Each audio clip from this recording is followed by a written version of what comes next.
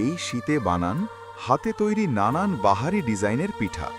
সহজ কৌশল, চমৎকার নকশা, দেখতেই মন ভরে যাবে। ঘরে বসেই শিখুন পিঠা বানানোর নতুন নতুন স্টাইল। ভিডিওটি শেষ পর্যন্ত দেখতে থাকুন। ভিডিওটি ভালো লাগলে অবশ্যই লাইক ও কমেন্ট করবেন এবং চ্যানেলটি সাবস্ক্রাইব করে দেবেন।